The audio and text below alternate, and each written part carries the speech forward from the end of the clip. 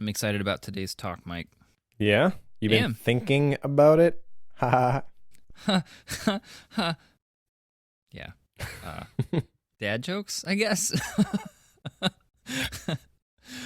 Thanks for that. No, Yep. I don't know what to say. Thanks, Mike. uh, let's just jump right into follow up because I feel like we do and don't know what to talk about today. Because this is an interesting book to go through, and it's going to be kind of a challenging one to discuss, I think. But before we get too far, you made a thing. What was the thing you made, Mike? I did. I made a course and it is on the Suite Setup. It is called Mastering Mind Maps, and I think it is pretty awesome. There's three different sections to it. It's probably the most complete course I have made to date in terms of just like attacking every possible angle of this thing. So mind mapping, that's the type of thing where people think they know what it is. And on the surface, it doesn't seem that complicated. But then when you dig into it, you realize that why don't you do it? It's because you really don't understand how you can apply it. So you may know the what, but you may not know the why or the how. So this course is kind of designed to tackle that. There's a whole section of kind of talking head videos where it talks about like the science behind mind mapping, how all the pieces fit together. If you're completely new to the topic, there's a whole section on screencast videos for how to use MindNode, which I was working on when I was visiting you. Yeah. And then since then, even I've made a whole bunch of workflow videos on like, here's how you could use this for event planning, for financial planning, for meeting notes, for memorization. And there were four of those initially when it launched, but there's been four more added, and I'm working on a few more. So it's basically everything you ever wanted to know about mind mapping in video format. I'm very excited about this because I have played around with the concept of mind mapping a number of times, and it has never really stuck for me. And whenever you initially, I forget when you told me that you were working on a mind mapping course, kind of got me excited.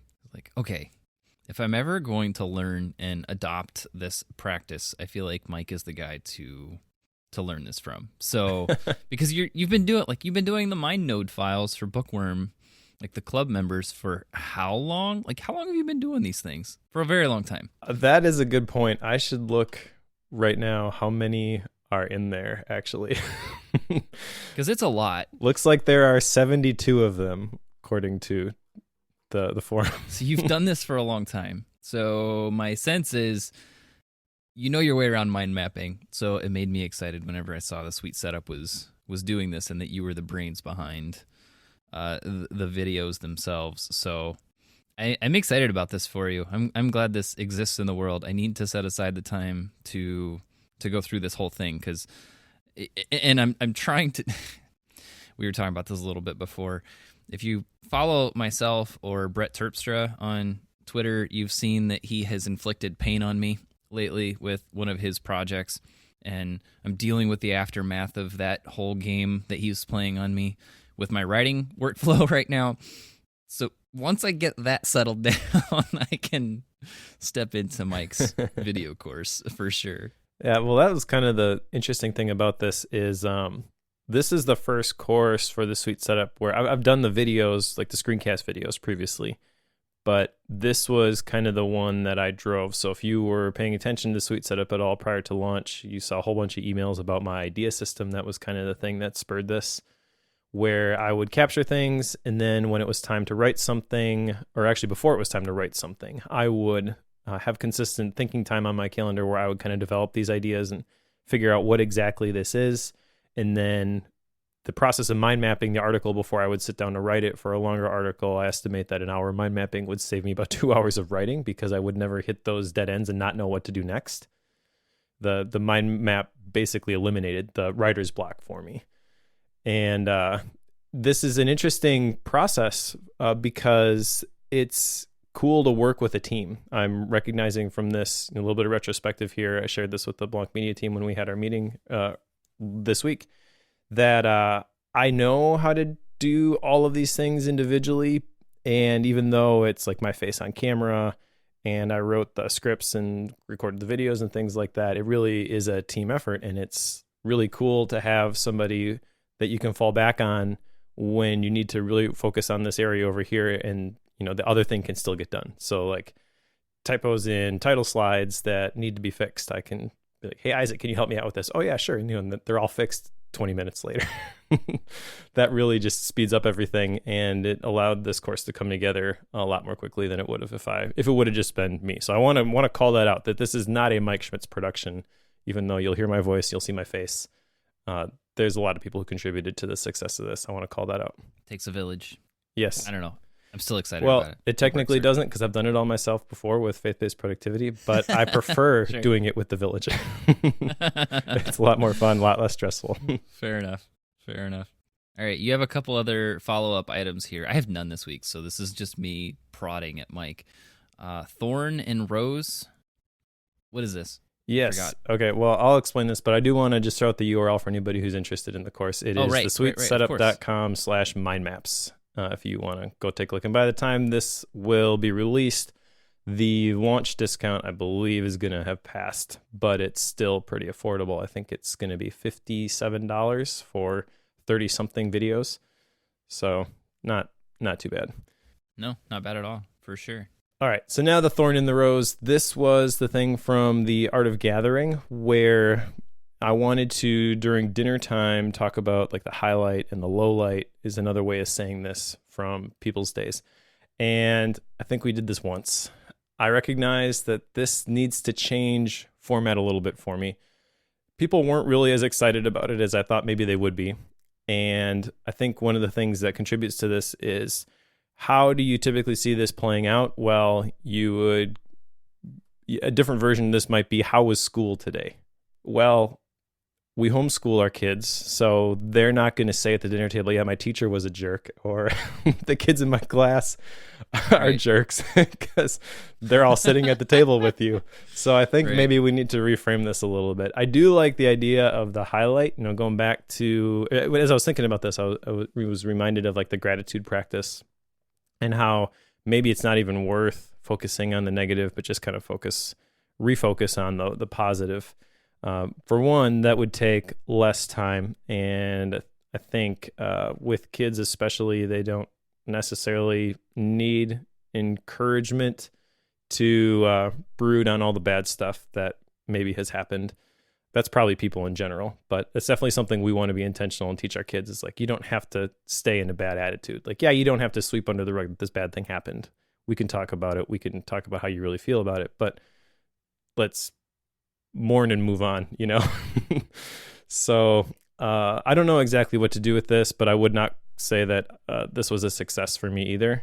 I'm kind of stuck. I think my wife and I are going to have to talk about this and identify how we want it to look, but I like the idea still. I still like the idea of having the intentional conversation at the dinner table and giving people like a structure to follow. So yeah, I guess this one will be ongoing. One of the things that we do at our Sabbath dinner time, so every Saturday night we do a big special dinner to celebrate the beginning of the weekend, and one of the things that we do for that is go around the whole table and everybody says, what was your favorite part of the week that we just went through? Like, what was the best thing that happened to you throughout the week? And we focus only on that. We don't bring up the negative side, because obviously with kids, like to your point, they absolutely love that part. It's like, I don't want to encourage the bashing of your sisters. That is not what I'm after. So we tend to just say, what was the best part of your week? And we just leave it at that. Every once in a while we do that just throughout the week. It doesn't have to be at that Sabbath dinner, but we'll do it ongoing leading up to that sometimes as well. I don't know. We have good luck with that, just doing the one side of it. I don't know if that would be helpful to you or not. Yeah, maybe. I like the weekly review aspect of that too. But also I've been working on a thing, so we haven't had dinner together every single night either. Aw, sad day. Yeah, I know. But it's out there now, and sabbatical's coming, so. Party time. That's right. All right, what else you got here, Mike? So the grand intention for this episode was to have done my, dang it, I realized I forgot to look up how to say this word. I've been told I say it wrong. Kibbutz. Kibbutz. Yeah, the thing where I was going to have other couples over to my house, and we were going to have a meal and facilitate intentional conversation per the inspiration from Indistractable by Nir Eyal. Unfortunately, things have transpired to work against me. This one is not my fault, Joe. Sure. The first week we were going to do it, we actually had a youth camp that ended the Saturday before we were going to do it. We were going to do it on Sunday. And a lot of the people that were going to come were actually at the youth camp, and they got back and they were toasted. So they're like, you know what? We really just would prefer if we can put this off a week. Is that okay? Yeah, no problem. We'll put it off a week. And then last week when we were going to do it, we got 10 inches of snow. Came from Minnesota. It's your fault. So Sure, you can blame me. We stayed home. So did we. So did everybody. That was the problem. So still needs to happen. I think we're going to shoot for this weekend. I will follow up on this. Everybody is excited about it. It is going to happen, and I will share what I've learned from the process when it actually does. But Sure. as of this recording, this is also a fail. Sad day. You'll get there. I know. I think, one of the things that, so with our version of this is what we just call our small group. I've talked about this, I don't know how many times now, but we just met last night as we're recording. And for us, it's just been on the calendar every other week for years now. And it's just who can make it. But I think getting that first one organized is always the hard part in this case, because you have to at least try to get everyone there the first time. That way you have a precedent or a baseline to start from. Like I feel like there's some importance and value in that. Yeah, and also with the way that we're doing it, it's smaller. So, spoiler alert, with the interview that we did with Nir Eyal, he kind of talked about how he's got 3 other couples that they do it with. We have 2 other couples that we've invited. So if one of those couples cannot make it, that is 33% of the group that is gone. Right. So it just so happened that the universe is conspiring against us at the moment, but it's been on the calendar the last 2 weeks. We are ready for this. We even redid our living room to facilitate this. I mentioned before that a couple of my words for the year are rest in relationships. I know that relationships and having people over is going to be a big thing. Interestingly, the verses that I was reading, there's a verse in 1 Timothy 3 where it talks about the qualifications for an elder, which we are now elders at our church, is to enjoy having people over to their home. And I'm like, oh, got to get better at that one, because my inclination is give me a book and give me my fireplace and leave me alone. So we got some new living room furniture, which will allow us to create a space for those intentional conversations when we have people over. Not a small investment, obviously. So it's going to happen. It just hasn't happened yet. That's fair. I think you should just, slow down, do it the right way. I think there's a lot of value in that, I believe. I know, like for us, we have 5 different couples that are in our group. So we have a little bit of flexibility. Like if 2 of them can't make it, that means we still have 6 people there. And sometimes 1/2 of a couple can make it and the other can't. So that happens. But again, we have more in that group than we probably should have. Yeah, if 2 of them can't make you're it for looking us, it's date night. Right. And I think in our case, that's fine, because I would say like 95% of the time, there's at least one couple that can't make it. Sure. That means that most of the time we have 4 couples there, which works out really well. But it also means, like, if there are the cases where you get to where you don't have enough for that, and then you just turn it into social hour instead of going through your normal, in our case, like a Bible study and prayer time and such. So yes, I'm still excited about this. I think you've been talking about a kibbutz for a while, and I'm excited to see how the first one goes. So I'm going to continue prodding. Yep, keep asking. I want to share this. So, all right. All of that said, let's step into today's book, which is Thinking Fast and Slow by Daniel Kahneman. I feel like this is a book that we should have done a long time ago, Mike, especially having read it now. My sense is that this is a book that a lot of our other books have been based on to some degree. True. Kahneman has a lot of science in this, and there are a ton of studies. And when we were chatting earlier today about how to, like, I was putting together the outline for this. It's like, oh my gosh, there's no way we can cover every chapter like we do occasionally, and there is no way that we could truly cover the entire, like, every principle that he talks about. It's just, there's no way. This would be a 3-hour long episode. The book at itself least. is, what, 418 pages, I think? Right. 38 chapters. So lots of stuff in here. Yeah. And if we, whenever we do the chapter by chapter thing, we usually have around 7 to 10 minutes per chapter.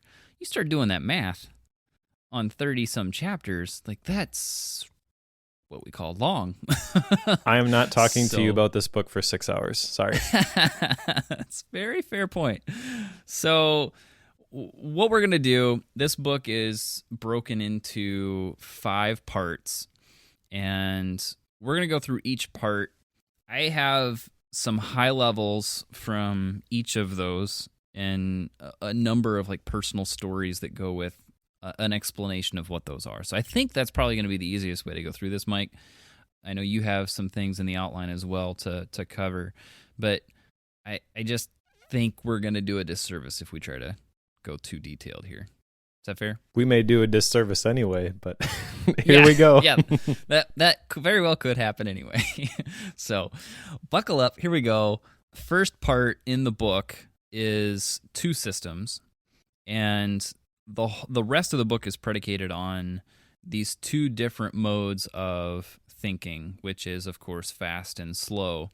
And System 1 and System 2 is how he refers to these. System 1, think of it as your intuition or your gut reactions or your instantaneous reactions. So these are your instincts. These are your, again, your reactions that you have to circumstances, words, whatever the situation. Like, that's your instant response to whatever it is that's happening. System 2 is, of course, the opposite of that. So you're taking the time to think through something difficult. You're trying to put together your thoughts on something. You are trying to decipher what your week is going to look like, put together a task list, you name it. So the 2, kind of examples that I have here is, like, whenever I was doing a lot of freelance work and web development work, it was very common for me to be trying to intuit or use my intuition to guide clients to a solution. And that was just based on experience in the world of web development. And it wasn't very common for me to take the time to think through logistically what it is they were trying to do, because I had done it so much I could just intuitively say, well, you really should do XYZ. So that's System 1 thinking in that sense. System 2, think of it as like putting together a time blocking schedule for your calendar. You really have to stop and think through what's important to you and what is it that you should be working on. Like, that's what you need to be when you're using that System 2 thinking. So if you catch the difference there, it's kind of your gut reactions versus the hard work side of that. System 1, System 2. Which is where the title of the book comes from, Fast Thinking and Slow Thinking. Fast thinking being your System 1. And the example he uses right at the beginning is you see a picture and you determine that the woman in the picture is angry. Slow thinking is the process of thoughtful steps like a math problem. So System 1 is going to operate automatically and quickly with little or no effort, no sense of voluntary control. System 2 is going to allocate the attention and the effort to the mental activities that demand it, including those complex computations. And this is an interesting balance for me with System 1 and System 2. I have to admit that the longer this book went on, the less interested I got in how they tied together. But This first section, I feel like there was a lot of notes that I took here, and it was kind of interesting how you try to balance these. Because the System 1, System 2, the way he titles those, it seems like there's not one that's preferred over the other. But the more he digs into this, even the things that he uses to describe them, like those more like System 1, he says, are described as intellectually lazy. Those more like System 2 are described as engaged. Well, which one do you want to be? You want to be System 2, right? So it kind of implicitly here, but not explicitly, is saying like you want to be more like system 2. You want to let your rational brain have control. You don't want to be subject to emotional hijacking all of the time and just try to read into things and read them wrong. You want to let the process work, and when you do that, you get a more complete picture, a more accurate picture. At least that's kind of the message I got from going through this first section. Again, he's not explicitly saying that, but that's kind of what I got. He also mentions in here, interestingly, one of the things that really stood out to me on page 76. He says the perception of intention and emotion is irresistible. Only people afflicted by autism do not experience it. And that jumped out to me because I've worked with the family business, which has sold software specifically to special education for a long time. So a lot of our end users are people with autism.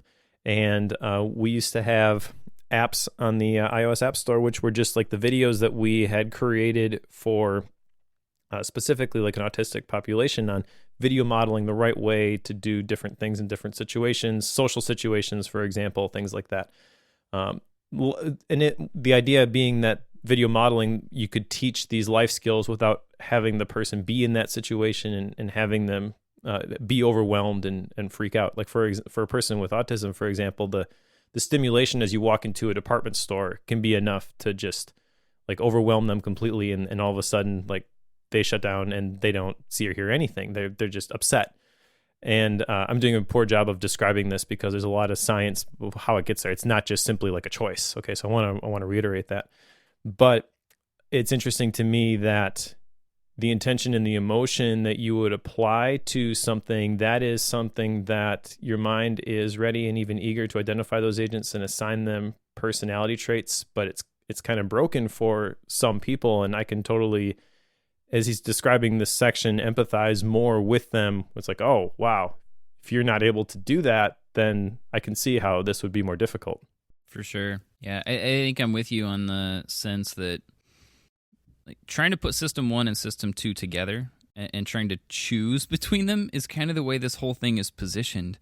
But, and there are some cases where he talks about this, but part of me wanted him to discuss how you could use System 1, the intuition side, to help your System 2 thinking.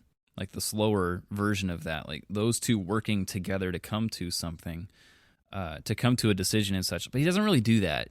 It's always one or the other, and how they either compete with each other or how one can sabotage the other. So it can definitely come across as these two thinking models that you have to try to choose between when you can, instead of how do you make them work together. Maybe that's just my perspective on it. But I'm with you in that it's pretty obvious you should want System 2 thinking, I think. Maybe if my slow thinking works here. I think there's a lot of value in doing System 2 thinking, but we tend to trust a lot of System 1 decisions and reactions. How many times do you see on the news somebody's like, somebody reacted to a scenario or an event and blow it completely out of proportion because they didn't take the time to think it through or pay attention to all the detail that goes into what happened. So it's pretty easy to see this sort of thing come out when you start getting into it, for sure.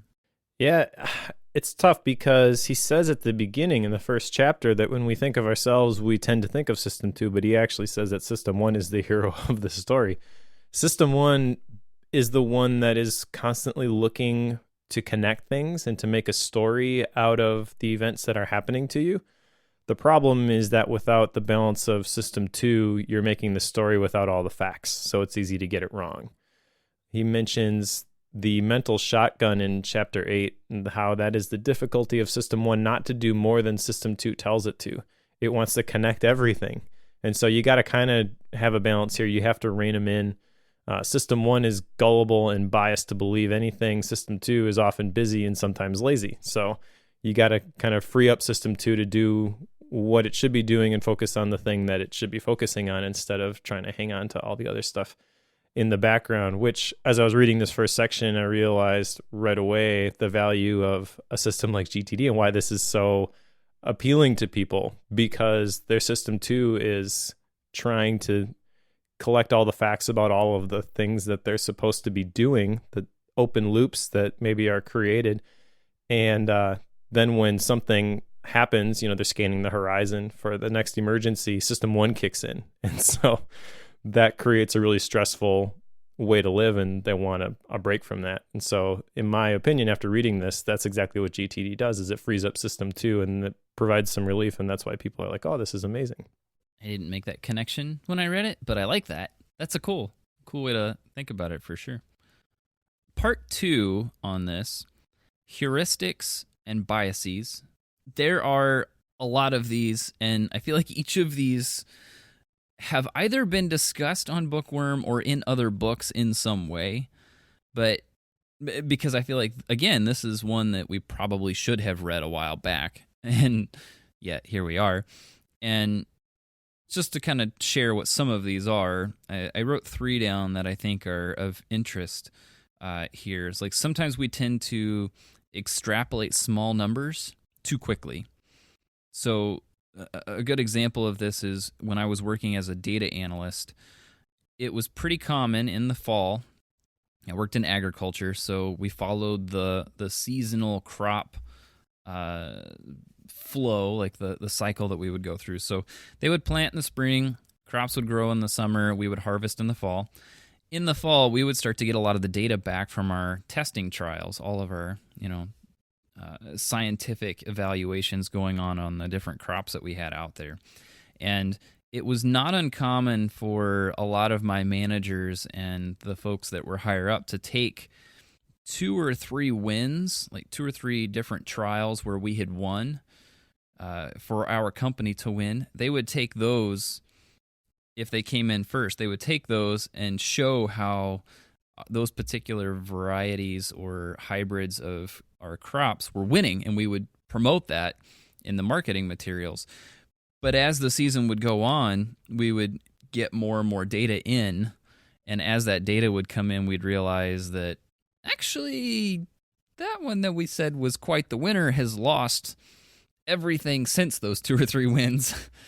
But everybody involved just took those 2 or 3 small successes and blew it way out of proportion. That's just an example of one of these biases that we have in our brains. Like, we have a tendency to take a few small successes or a few small incidences and then extrapolate that out into something much larger. That's just one example within this. Yeah, the first chapter in this section, the law of small numbers, this is where the thing that I wanted to talk about in this section comes from, and that is the hot hand illusion, he calls it in basketball. And he uses the word cognitive illusion. So basically tricking your brain to think that this person has a higher chance of making a basket at this moment than is real. And I'm curious what your response is to this. I know you're not a huge sports fan. I am a moderate sports fan, and this feels a little bit wrong to me, but I can't really figure out why. So I was a big basketball player when I was in high school. Like, that was my main sport. And being the person who had a tendency to get the hot hand in this case. So the illusion that he's saying here is we have a tendency to say that a certain athlete has the hot hand or can't miss in the current, state of the game. Like, they get into the flow of that. And the illusion the reason he calls it an illusion is if you look at it statistically, he's like that particular athlete, the math shows that they are just as likely to make a shot or miss a shot, even in those scenarios. And I think some of what he's getting at is that whenever they perceive, like when you perceive that somebody has a hot hand, they tend to get the ball more often. Sure. Like, that perception happens. So the number of touches that athlete has goes up, thus increasing the number of times that they're going to make a basket just because you're giving them more shots. Like, I think that's some of the thinking there, as like having had the experience of catching this hot hand before, especially in basketball. There's something to that hot hand process because, you're coming down the court, you get the ball, you make the shot, and for whatever reason, you can just get the feel like that's how it should feel whenever I make those, when I make the attempt at the basket. Like your muscle memory kind of takes over when you're doing that. And I feel like there are times when your muscles and your performance, every time you're making the shot, your muscles are operating in a much higher with a much higher accuracy than other times. Like, my sense is that does happen. Now, I don't know if that's real or not, but the feel of it is that does exist. Yeah, and that's the issue I had with the basketball example is I feel like a hot hand in basketball has a lot to do with the confidence that comes from having a hot hand, because at that moment your team is on offense, you have control of the ball and you can kind of create the best shot opportunities for yourself in a way that you can't with a sport like baseball. So that's where I think this makes more sense, is you've got a hitter in baseball who is on a tear and they're crushing it, but you know that at some point later on there's going to be a slump because they're not just hitting off of a tee. They're waiting for another variable, the pitcher, to pitch them the ball, and they are skilled enough that they're going to win that battle actually the majority of the time. A 300 hitter, 3 out of 10 times you get a hit, is considered one of the best hitters in the world. But with basketball, I think it's a little bit different because you can dribble the ball up the court, you can have additional confidence, and you can get to your spot more quickly than you would have otherwise. And that confidence translates into better opportunities, which I would argue give you a more likely chance to maintain a hot hand instead of just eventually this is all going to average out and we're going to return to the mean. But maybe I'm wrong. Well, I think that it takes Stephen Curry. Like, everybody likes to use Stephen Curry in this scenario. If you take a small time frame within a game, there are times when Stephen Curry has hit 10 plus three-pointers in a row. And if you were to take his shooting average in that time frame, it could be like 95%. But if you took it across the whole game, he's going to be much lower at the 35% range, which is normal. Like, that's going to be a normal across the whole game. Now, granted, across the whole game, Stephen Curry has a higher shooting percentage behind the three-point arc than most. That's kind of common knowledge in today's world. But if you shorten the time frame that you're looking at, there are times when shooters have a higher percentage than they do across the entire game, and they hit more in a specific game than others. Now, is that because the defense isn't playing them correctly? Is that because they are more confident? Is that because, for whatever reason, their muscle memory is acting perfectly in that scenario? It could be all of those things. There are too many variables being played, but I have a lot of statistical questions on why he's calling this an illusion.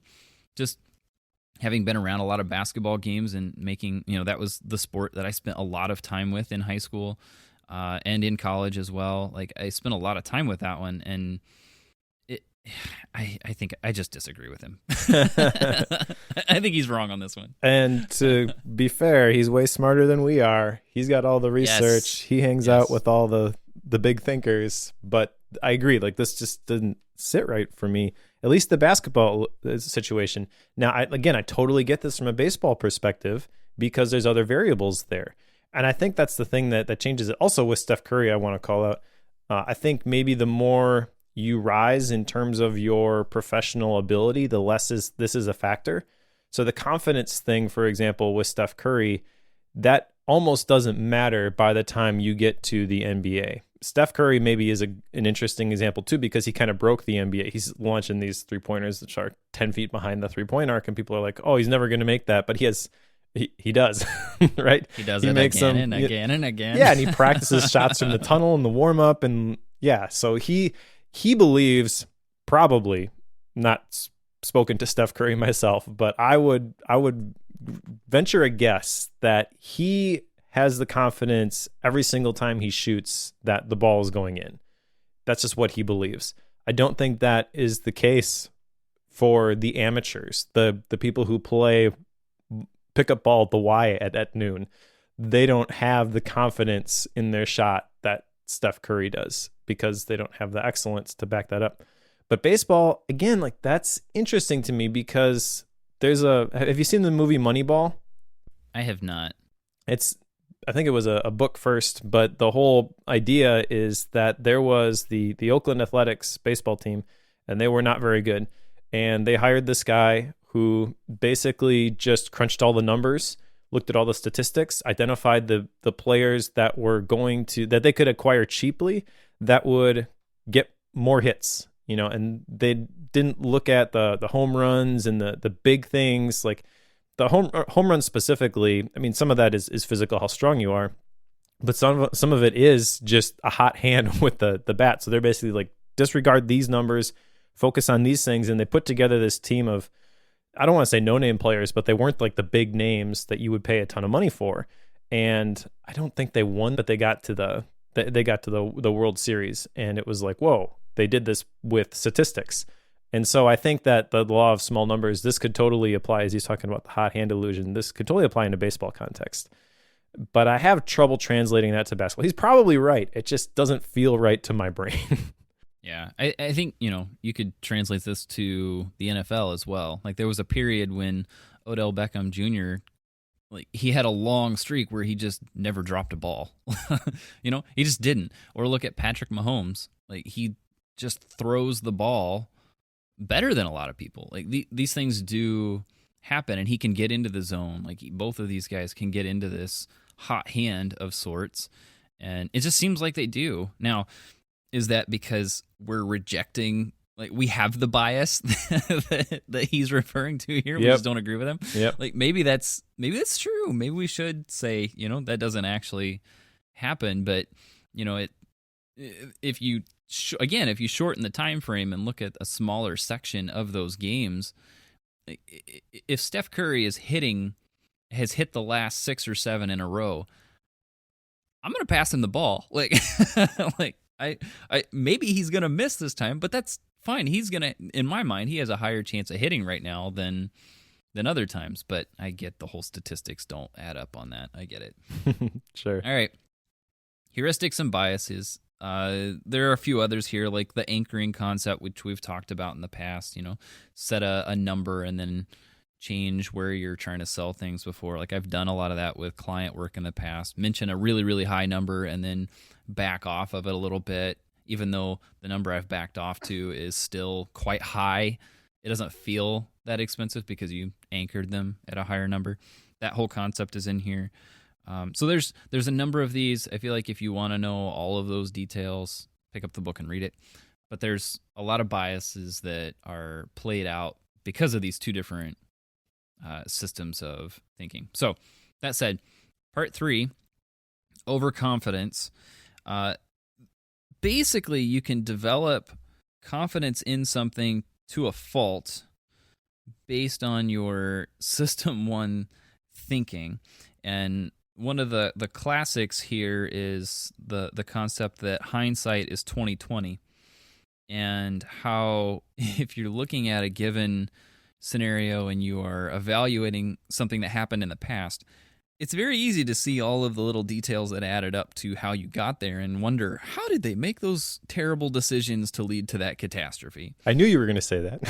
Yes, absolutely. And that is just the way that, we have a tendency to look at things, is just that when we know all of the facts, it's easy to say, well, of course it added up to that. But when you're in the scenario, it's very, very difficult to do the same preemptively. So again, hindsight can breed confidence. And I think some of that is that whenever you are, in a scenario, if you have success, like say you have 3 or 4 successes, maybe this plays into the hot hand thing too. If you have 3 or 4 successes, it's easy to feel overconfident, and then you could have that failure. coming next. I think this is something that I dealt with quite a bit whenever I was doing a lot of freelance work, which of course I'm not doing now. But during that time, I did a lot of different pricing scenarios in order to figure out which one would work best. And I had a lot of success with setting a quote, a set number. Keep in mind, this was in software. So I was setting a single number that I was working towards. And the goal was to achieve the end product before we reached the amount of time I had set on the quote. And that was the goal. And I had a lot of success doing that because there were a lot of times when I had quoted it at, say, 30 hours and it took us 12, but the client was thrilled to death to have the product and was willing to pay for the 30 hours. And, we did really quite well at that. But then I had a couple cases that bit me because I was overconfident in that and misquoted a couple times and ended up putting 60, 70 hours into something that was quoted, say, 25 hours.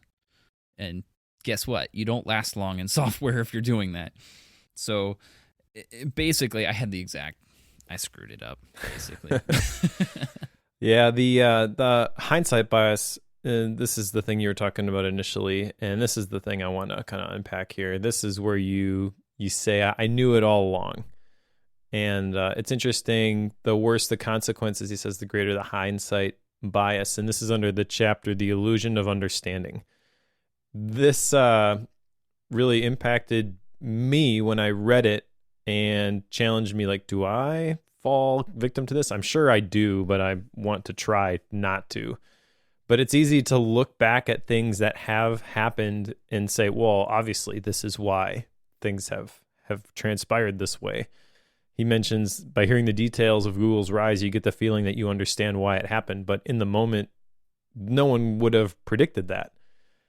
And as I was reading this, I also thought back to Principles by Ray Dalio. It'd be interesting to hear his perspective on this because he mentions that he made a living predicting things.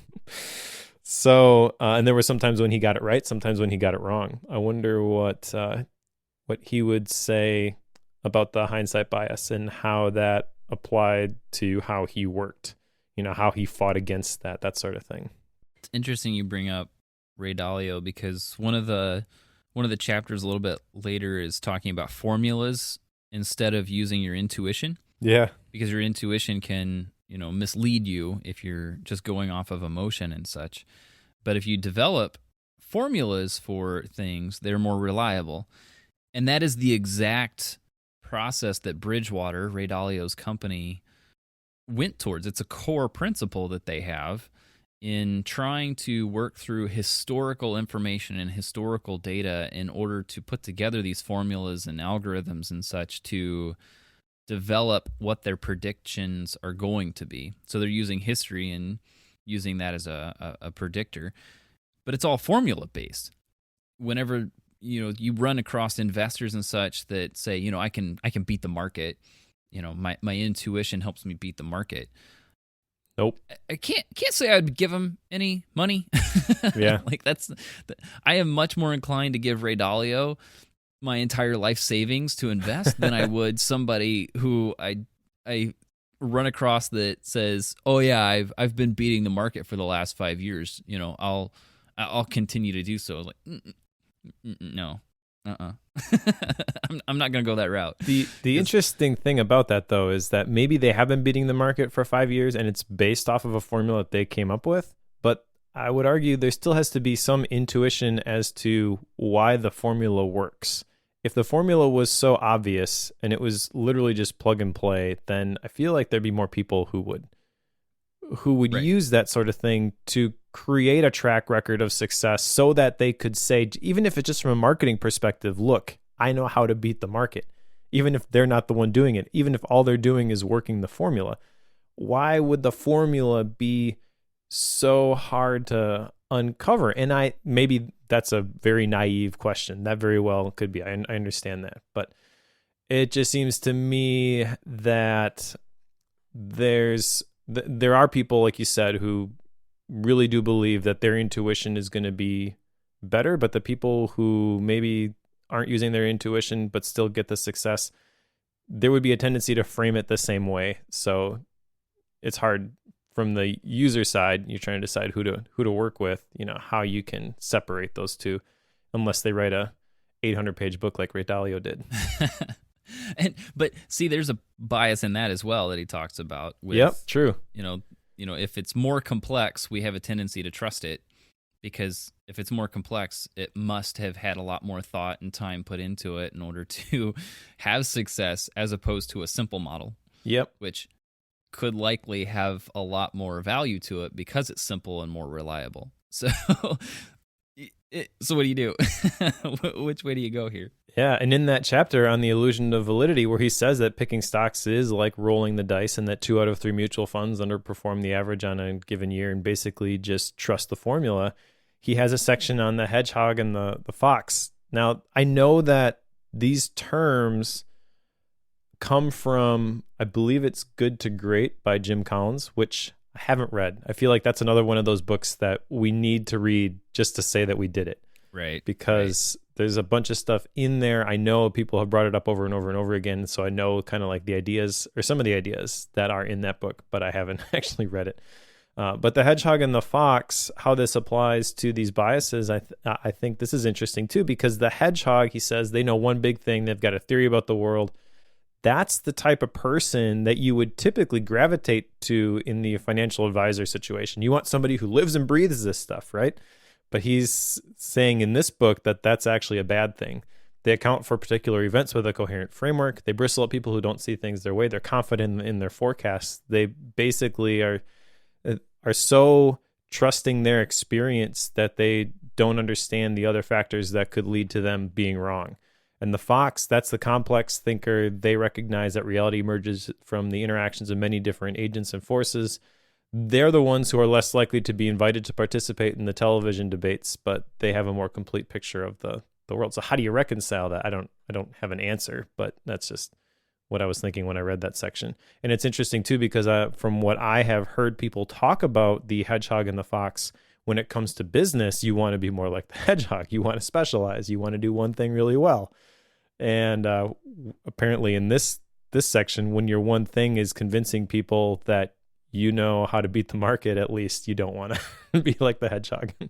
Yeah, I think David Epstein with his book Range would, argue with you on the specialization process. True. Sure. Yeah, I understand that. And, that's probably another conversation for another time as it pertains to business specifically. But I do think there is some truth in that, where if you're going to get a job done, you want someone who knows how to do that job really well, and you don't want somebody who knows how to do a bunch of different things okay.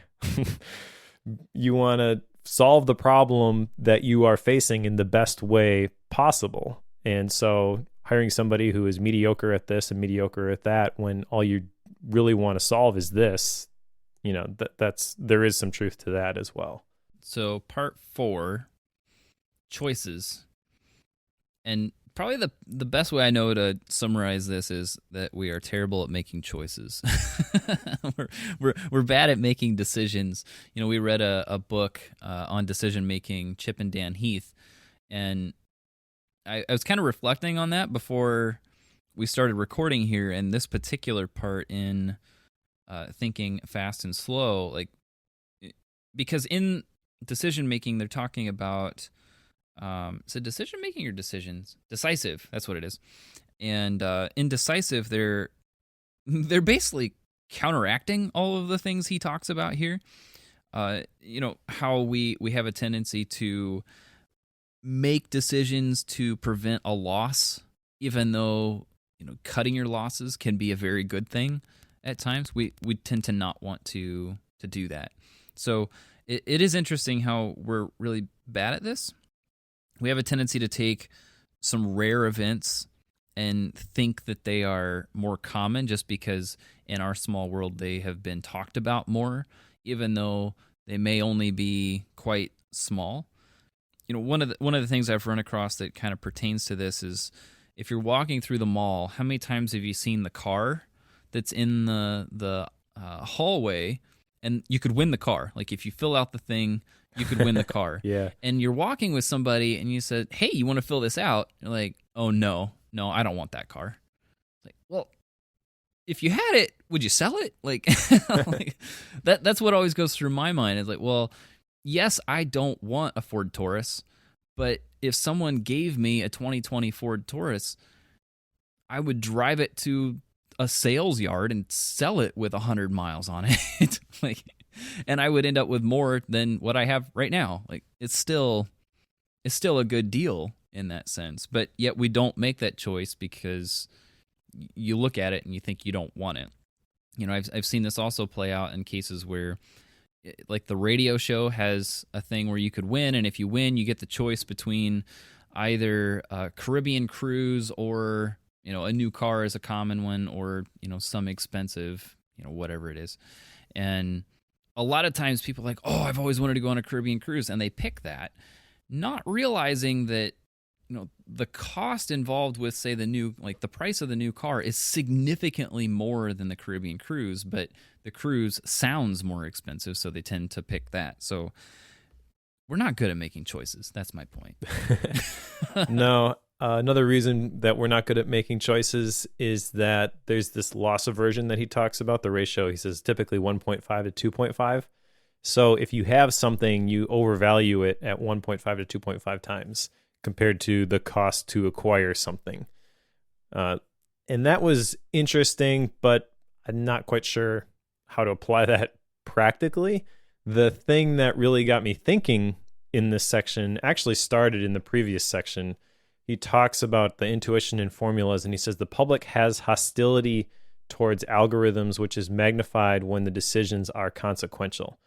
And then in this section, there's a chapter on rare events, and this is the small risks that trigger things in our brains. Like, he used the example, I think this was a chapter at the very beginning, how when he was in Israel and there were terrorists who were bombing the buses, and he said that affected people's behavior, even though the chances of being on a bus that got bombed is very small. And the way that he framed that is almost like, what's wrong with you people? Why don't you think about this rationally and the percent chance that you're going to die while you're taking the bus? And he even kind of told this self-deprecating story of he found himself slipping into that sort of thinking and like kind of chiding himself for doing so. And I was like, I wouldn't ride the bus. Yeah, for sure. And that's a little bit... See, again, though, he would say this is the same thing. I think it's a little bit different, where like after 9/11, people are like, well, I'm not going to fly. I don't really see those as the same thing. Maybe they are, just a smaller percentage, I guess.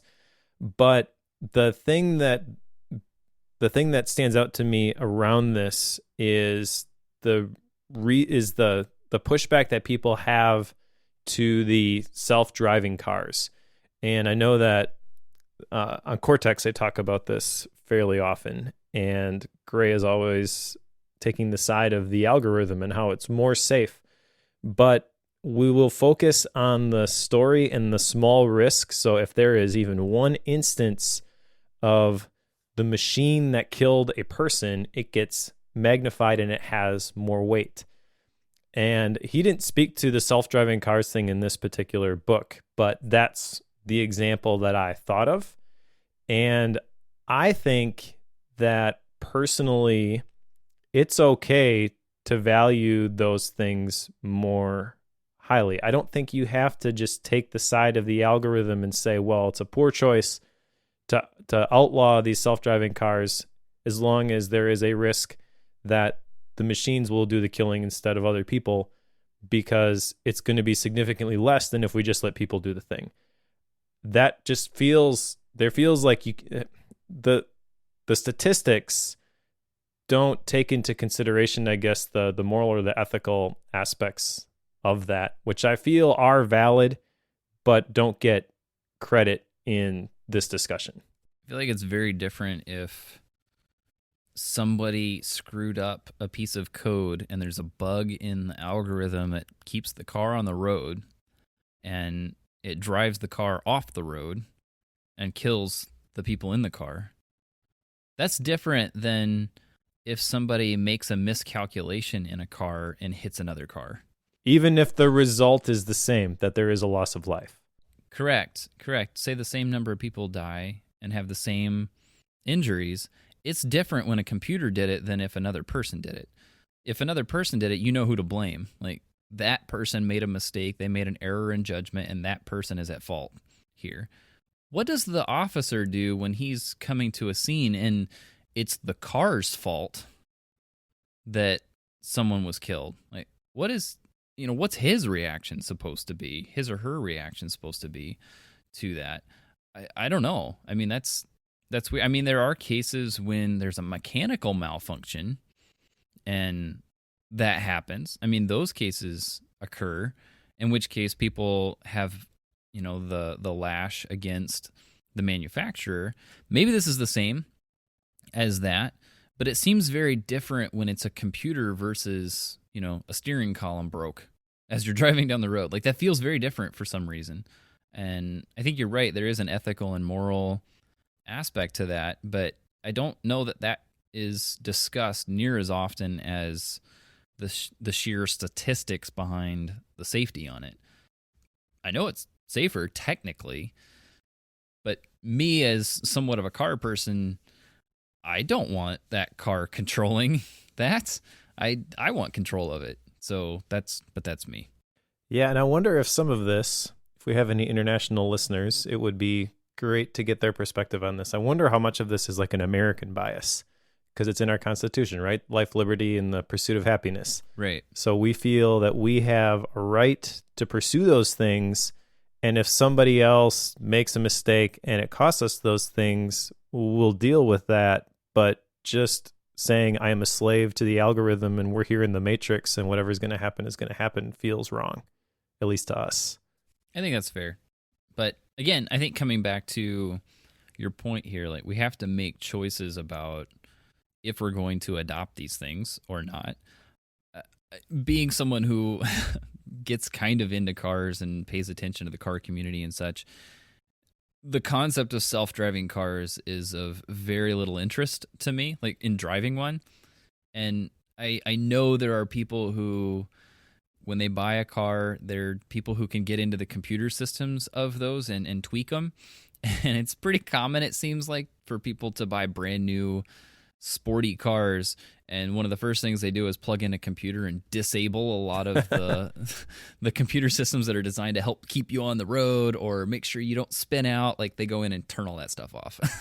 So yeah, that's an interesting aspect to this I forgot about, because you definitely know all of the stuff that influences the algorithms, and there are many areas in your life where you have chosen to override them with manual processes anyways. Yes, for sure. Yeah, like in my specific case, like there's no smart home tech in my house at all. I do not want any of that in our house.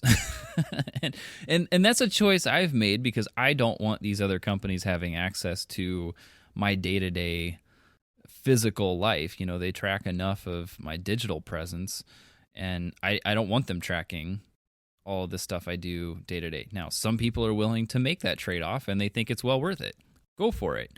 The more of that data they collect, the more they're able to start changing prices for people based on your living habits, and I don't like that. So I'm opting out of it. But with the car thing, like, I love the feel of it. Like, I love the feel of a hand grinder when I'm grinding coffee as opposed to just throwing it in a machine and hitting a button. So I do that. I love the feel of fountain pens instead of ballpoints. So I use a lot of fountain pens, and now Mike has eclipsed me into the whole fountain pen habit. So these are things that we have a tendency to make choices on, and your reasoning behind that. There is a lot of touch and feel, at least for me, in a lot of these cases that we're referring to. I have no idea how we got here, but making these choices is something that's difficult, and we tend to feel our way through that. And a lot of those feels are the system one thinking, the gut reaction type. Like, that's what we tend to use for some of those decisions, for sure. And that's not, I would argue, a bad thing. At this point of the book, it kind of feels like he's saying you should just let the algorithm do its work. And I'm kind of like, no, I don't want to let the algorithm do its work. Right. Maybe that is because I have not achieved the same intellectual enlightenment that he has. But I think there's a lot of people who would feel the same way. And we have to recognize, on the other hand, though, that these things are happening. So in this chapter on the rare events, to take the technology aspect out of it, for example, he uses the small risks triggering the denominator neglect where we focus on a single bad event, like a child being disabled from a vaccination. Does that mean that you shouldn't vaccinate your kids because one kid got sick? And I'm not going to go any further than that with that example, by the way. I was like, "Ooh, he's being bold here." but because these are things that people need to, I believe, identify where you stand for yourself. And there should be an aspect of, I recognize that my system one is telling me this story, but it's not the whole story. But that doesn't mean that the only right option is to go the other way and say, well, I'll just trust the algorithm. I think that there is some middle ground here for very valid beliefs in whatever the area happens to be. And at this point in the book anyways, it feels like he doesn't really leave any room for that. And that's probably unfair, but that was my impression from reading the book. I think if you're going to, like, when he's saying trust the algorithms for this, you have to trust the people writing the algorithms too. Like that is a piece that we have a tendency to ignore. And take Facebook. Sorry to keep bringing this back to tech. Facebook has a lot of algorithms that they use to decide what posts to show you. Do you feel like Facebook has your best interests in mind? Yeah, true. If the answer is yes, by all means, trust their algorithm. If the answer is no, you're going to completely reject not only the algorithm, but the company that wrote it. So I think a lot of it comes down to that. Whenever they put together a lot of this, it's you have to trust not only the math model, but the people writing it. Yeah, and to be fair, the trust the algorithm, that's something that we used here based on the chapter where he was talking about intuition and algorithms and how algorithms are more accurate. And in this chapter, really what he's saying is make rational decisions. But rational decisions, it seems like he defines as the ones with the greatest percentage of creating the outcome that you want. So the rational decision when it comes to self-driving cars would be use self-driving cars because you're less likely to get into an accident. And that's where the breakdown happens. Yeah, that's a fair point to make, for sure. All right, let's step into part 5, the two selves. And the two selves he's referring to here is the experiencing self and the remembering self. And this is something I have a tendency to use quite often whenever we're putting together events at our church, because I always make the point that the first impression at the event, how you start the event, is extremely important, and the way you end the event is extremely important. And you could have an okay event in the middle, but people have a tendency to remember the beginning and the end. And the experience in the middle doesn't always matter. It does matter, but not as much if you're trying to create an impression. And his thing here is whenever you're looking at something, an experience that just happened, it's quite often that the thing that happens at the end is the thing that can trigger our memory of the whole experience. Even if 95% of the whole thing was extremely positive and the best you've ever had in your life, like that experience will oftentimes be forgotten because the last 5% was horrible. So you have to be careful with that, but those are the two selves that he's talking about here. So you're saying we got to be careful how we end this podcast, right? Exactly. Don't screw it up, Mike. All right. Yeah, I like this experiencing self versus the remembering self. He does a great job of explaining this, and I could totally see how this applies in a lot of different areas. He uses the example of pain at the beginning, where the experiencing self would answer the question, "How much does it hurt now?" The remembering self would remember, "How was it on the whole?" Also, in here is the fact that the remembering self doesn't always remember accurately, but it's also the one that makes the decisions. So as you think back on something, like you said, how you end it is going to be really important because that's what your remembering self is going to remember, and that's going to determine whether it wants to do that thing or put you in that position again. even if it's an inaccurate representation of what actually transpired there. There's a story that I heard from somebody at a conference I attended once. He told the story from the stage of how when he was young, he grew up in the South, he used to catch grasshoppers in a jar. And then when you put the grasshopper in the jar, at first it would try to jump out and it would hit its head on the lid.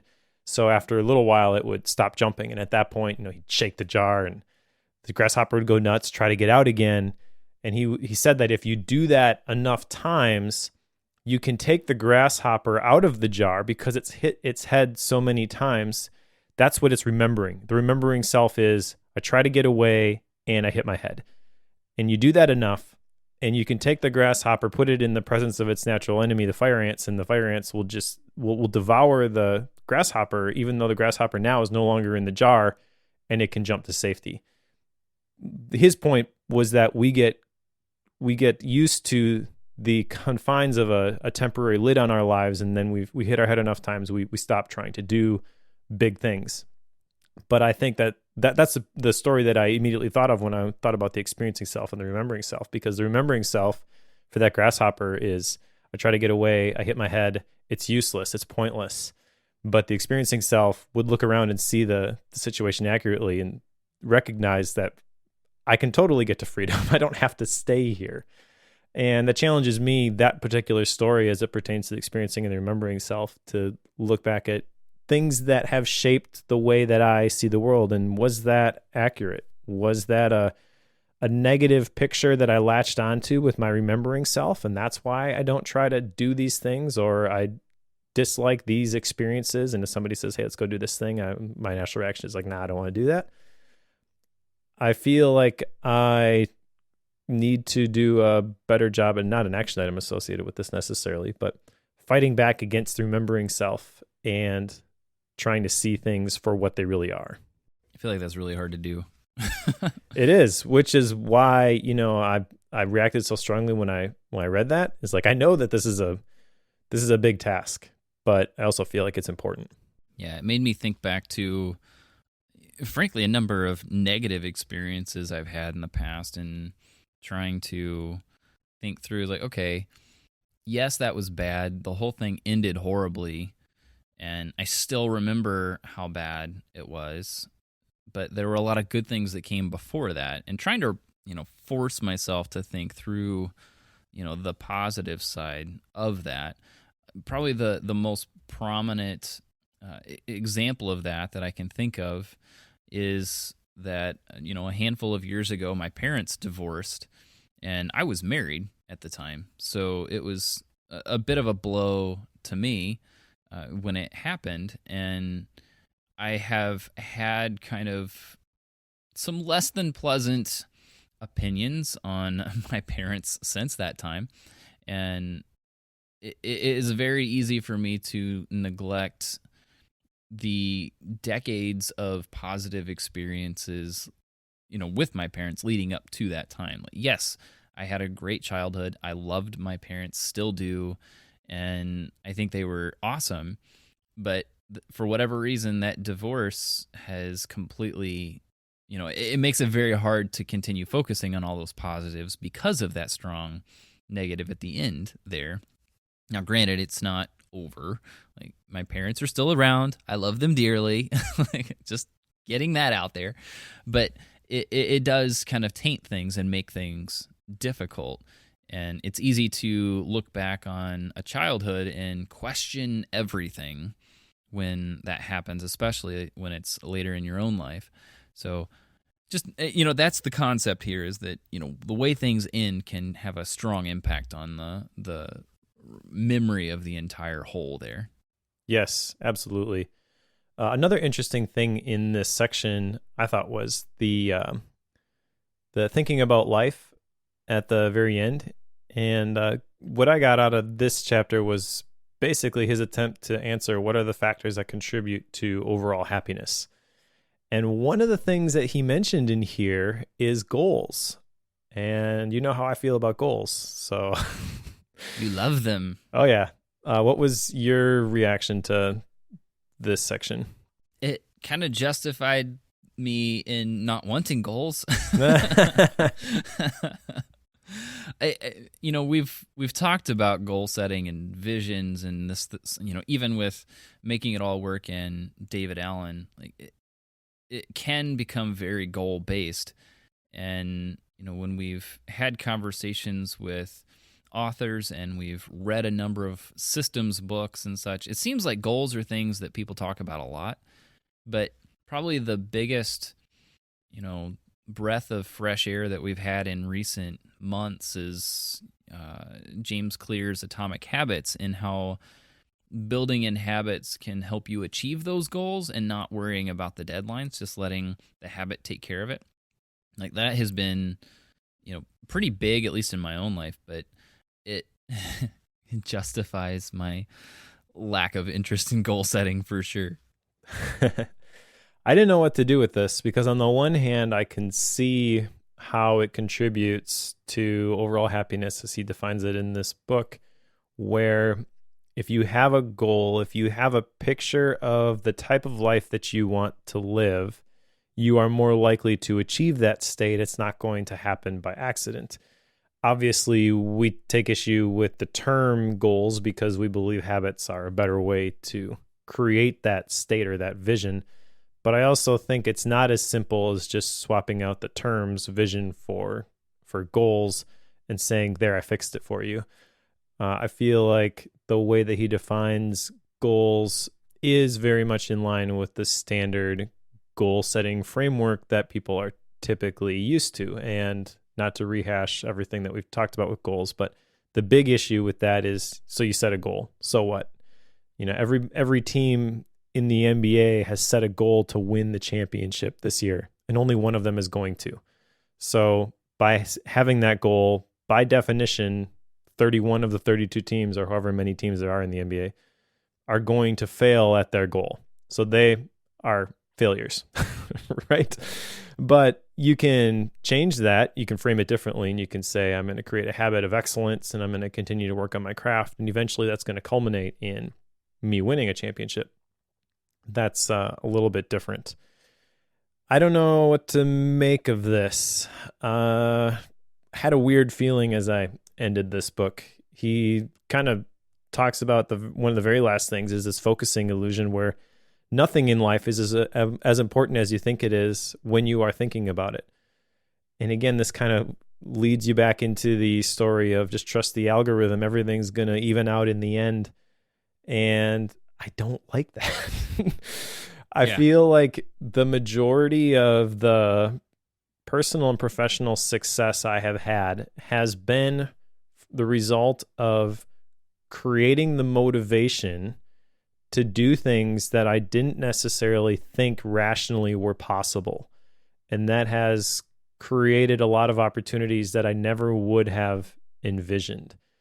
And the sense that you get from going through this book is like, well, I haven't taken some big chances, and this is kind of justification for not doing that because 35% of small businesses are going to fail within 5 years anyways, so I guess I was right in not trying to launch that thing. And I don't know how to reconcile this. I feel like I'm not smart enough, articulate enough to argue back necessarily. So it's a good thing Daniel Kahneman isn't on this podcast, or he'd be talking circles around me. But that's fair. I do feel personally it's kind of dangerous to think this way. I think that, Todd Henry in Die Empty, he kind of talks about how decisive action is what changes the world. And what creates decisive action? It's not the average or the mean or the mathematical equations behind what we do. And so, I don't know, from my perspective, I would say, check the formula. You don't even know what's possible. See what happens. Don't just take the safe bet all the time. And maybe Daniel Kahneman would argue that the safe bet is actually to try the things sometimes. And we based on the statistics, will be so scared of losing what we currently have that we won't see. He talks about that one of these chapters. We get so attached to what we know that we don't want to change. that's an aspect to this, but I feel like the overall message is kind of like, just chill. And I would say, just go for it. Sure. There is an element, like anyone who has had any form of success will tell you failures are what drove their success. It's the constant trying and the constant failing that eventually leads to the success that they've had. I don't feel like he addresses the value of experience and working through things that are difficult or that are likely to fail for the experience and the learning that can come from that. That's not really addressed in any form here, which I kind of want him to. I'd be curious in his view on it. I don't know why he left it out. 400 pages, you'd think that would come up, but it didn't. Plus a bonus study at the end. Yeah, there's a couple of those at the end. There is, I think, a lot of value in being willing to try something and letting it fail, and being willing to step on beyond that to try again. Maybe there's a 75% chance the small business is going to fail.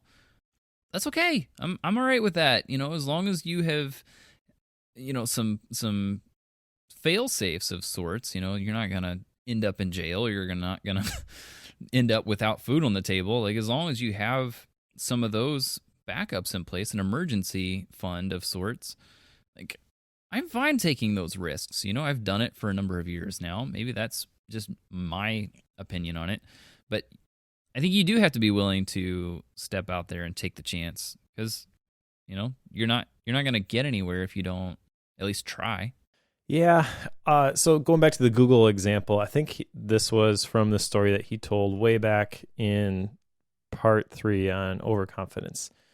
They mentioned that as Google was rising, they had a deal in place to sell the company for $1 million that fell through. The company that was going to acquire them backed out.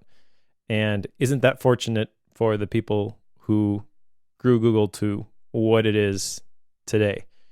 And I feel like that's the kind of thing where if you prescribe to the formula or the algorithm or the rational thinking, you will always take that bet, and you will never know what is truly possible if you stick with some things. The 75% chance that the business is going to fail, I agree. Like, you don't want to bet your family's well-being on, I want to go try this thing and it's going to, and if it works, great. But if it doesn't, we're in big trouble. You don't want to do that. But also, as long as you have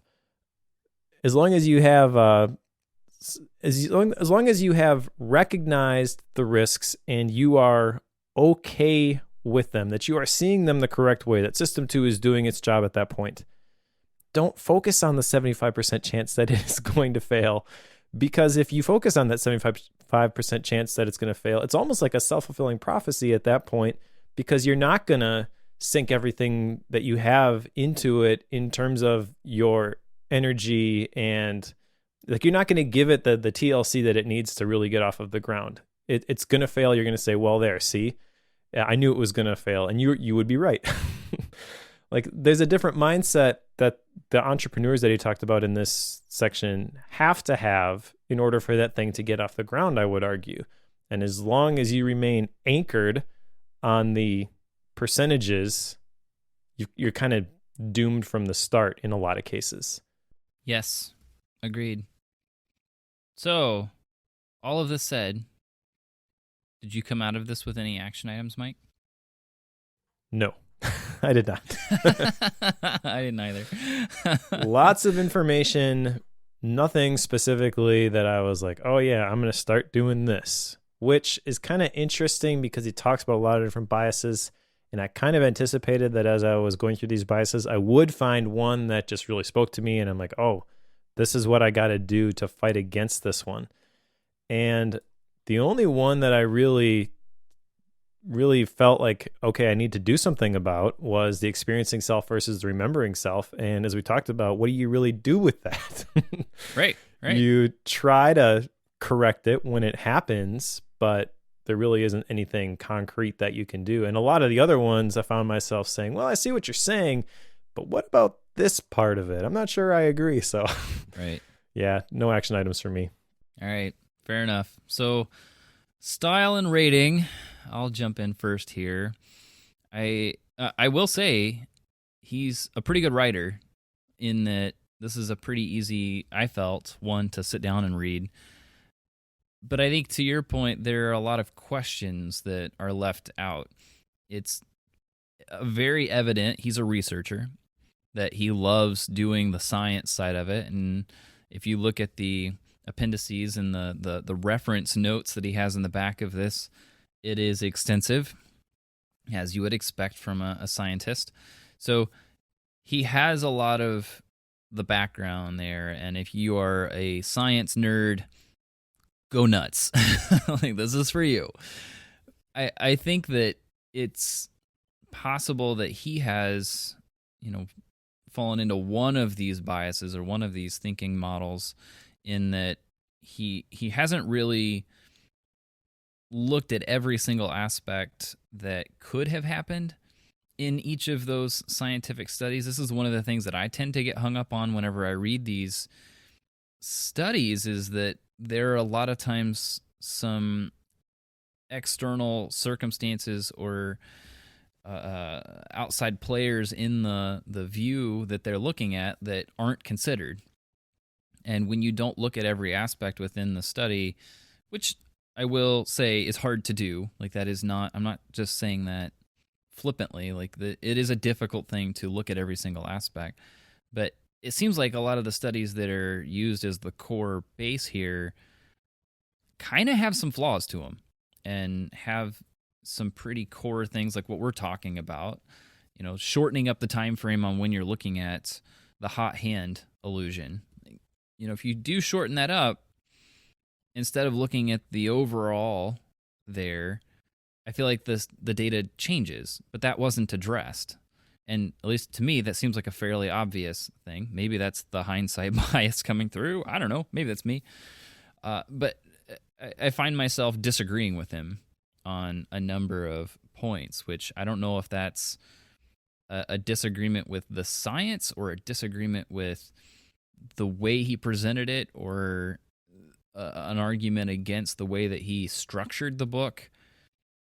I'm not really sure what's at play there, but I found myself arguing with him quite a bit, and wondering and questioning him on a fair number of points. How to rate that with that in mind, I feel like is a little bit tricky. Why are we having we've had a lot of books lately that are really hard to rate. I don't know if that's just because we're doing a lot of books, a lot more that are wide-ranging lately. But this is a long one at 400 plus pages. This isn't one that is simple to just sit down and read in a week, like the one that we're getting ready to read. It does make it a bit tricky. I think in my case, there are a lot of things that I find in this that are helpful to know. He has a lot of things that are spot on. Like, I definitely agree with him. He has a handful of things, a number of things that I disagree with. But I think as far as an overall book, I think I'll put it at a 3.5. I think there's a lot of value in, like, having read it. I will not read this again. I'm probably not going to recommend it in very many scenarios. I feel like there are a number of other books that can cover a lot of the same thing. Maybe that's because he pioneered it. I don't know. I don't know how that actually played out. But I don't think this is one that I get super, super excited about. But I like having read it. But it sparked a lot of conversation here, at least. So I think I'll stop there. I'll put it at the 3.5. All right. I had high hopes for this book because we have heard about it in a lot of other books that we have read. I don't know what I expected when I went into it, but I kind of thought, I guess, that it wouldn't be broken down into all of these little chunks which told different aspects of the story. I understand why he framed the book the way he did and organized it the way he did. But I feel like the little things that he talks about in the individual chapters, that's kind of the stuff that people latched onto. And I don't have a specific example of this, but from the books that we read, and I feel like the details became a little bit overwhelming as you went on. And unless you were trying to go back and find the coherent story between everything that he's saying, which is why I take notes in a mind map format so that I can do that more easily, it's easy to kind of lose sight of the system 1 versus system 2, which is really the big message throughout all of this book. Especially towards the end, you kind of get into all of the biases and the things that you do wrong, and you end up feeling like, well, my brain's just working against me. There's nothing I can do. I'm a slave to the algorithm. Again, I'm sure what he intended, but that was the emotional reaction I had as I went through this, which that in and of itself, he addresses in this book. He talks about emotional hijacking. So I get that, trying to focus on the coherent message and the details of everything that he says in this book is hard because there are over 400 pages in it. And I get the way that he wrote this. If I was trying to accomplish the same goal, I would probably tackle it the same way. He, in a way, this is like his life's work. He's done all of this research on the topic. He's worked with all of these crazy smart people. They've done all of these tests, and he's trying to condense all of this down into, this is everything that I know on the topic of system 1, system 2, thinking fast and slow. But for the average person who is not a researcher, I feel like I've said this over and over again. The one that comes to mind is like the Dan O'Reilly, Predictably Irrational, which I was not a big fan of. This kind of struck me the same way. For the right person, this is going to be easy to read. You mentioned that he's a good writer. It's easy to read. I agree with that from a researcher perspective, but compared to a lot of the books that we read, I honestly had some trouble with this one. Sure. Maybe part of that was the fact that I knew that there were 400 more pages coming that we're going to talk about this. And I dreaded that a little bit, but I don't know. It's interesting to me when I have a negative reaction to a book like this, because I need to ask myself why. I feel like the stuff that he's talking about are things that I am interested in, but I found myself reacting to the way that he presented them by being disinterested, if that makes any sense. And I feel like a lot of that is just the total emphasis on the research. And this one, it's hard to argue against that, because that's basically what he's saying is like, you got to look at the numbers. You can't necessarily trust the stories. But I miss the stories. I wish that there were more stories. He told a couple of stories, a couple interesting ones near the end, about a discussion he was having with his wife, who believed that people who lived in California were happier. And he was basically saying, like, well, I don't believe that that's really the case, and talked about the discussion that they had and kind of the findings from that. But I don't know. I feel like there's a lot of room for taking the principles here and talking about them not in a research room context, but this is how this person overcame this in their personal life. Again, that's not his goal, but that is what I would have preferred. Totally my preference. I understand that. So it's definitely a good book. And like you, I am glad that I read it. It's not something that I will probably read again. And I struggle with where to rate this, because all of my negative feelings with it, I understand, are completely just based on my personal preferences. But also, that's what we do on this podcast, right? We talk about this from our personal perspective, what we thought of the book. So I'm going to rate it at 3.0. All right. There you have it. And I'm glad to have gone through it, but I'm also glad to put it on the shelf. So let's shelf it. What's next, Mike? Next is It Doesn't Have to Be Crazy at Work, the one that I put off when we read The Art of Gathering by Jason Fried and DHH, the Basecamp guys. David Hannemeyer Hansen? Good job. Yes. Proud of you. So proud of you, Mike. Did you look that up before we started? I did not. Oh, I'm even more impressed.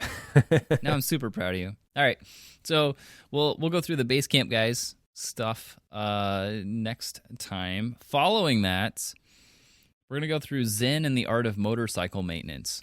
What are you getting me into? I know. But this will be fun. Like, I feel like this is one that I've seen around the block a number of times. And whenever I see like pictures on Instagram where people have a stack of books and they're like, these are some of the best books I've read this year. And you'll have like The One Thing and Atomic Habits, Digital Minimalism, and then they'll have Zen and the Art of Motorcycle Maintenance in there. Like they tend to group it with those. And now I'm super curious. Like, why do they do that? And I figured I would drag Mike through the mud with me. So looking at the Wikipedia page for this, by the way, it is a work of fictionalized autobiography. Interesting. Fun. This is the closest you're ever going to get me to fiction on this podcast. I'm trying. I'm not alone, by the way. Go listen to the Near Eyal interview when it goes up. Which will be in a week. I asked him about that. That'll be fun. Teaser alert there, I guess. Yep. Got any Gap books, Mike? I do. I have this one. This is Take the Day Off by Robert Morris. Robert Morris is a pastor, a Christian author who wrote the book The Blessed Life. That's probably the one that people would be most familiar with. Take the Day Off is kind of the whole idea behind the idea of the Sabbath. And I feel like this is an idea that a lot of people don't really understand, myself included. I want to understand it more. So let's see what Robert Morris has to say. I'm very interested in that. May have to pick that one up myself, for sure. I don't have any Gap books. I'm kind of in that mode again, trying to get a bunch of stuff done. There's a lot of difficult, sensitive situations going on at our church. I've explained some of that to Mike. I'm not going to get into it here, but it's been a rough couple of weeks at the church for sure. So no Gap books this week, but we do have a special episode coming in a week. So stay tuned to the Bookworm feed a week from today as you're listening to this. And yes, we're looking forward to that one. If you're interested in supporting the show, best way to do that is go to bookworm.fm/membership and sign up for the club. And sign up for a membership as well. That'll get you access to all of Mike's mind node files and see what he does with his mind maps. You know, now that he's got a course out through the Sweet Setup on it, you could at least see what he does personally as well. So kind of a cool thing there. But yes, if you become a member, you get to listen to the shows live. You get some cool wallpaper. You get to listen to a few Gap book episodes, see the mind node files that Mike does. A lot of cool stuff. So if you're interested in that, bookworm.fm/membership. All right. Well, thank you, everybody, for listening. And if you're reading along, pick up It Doesn't Have to Be Crazy at Work. And we will talk to you in a couple of weeks.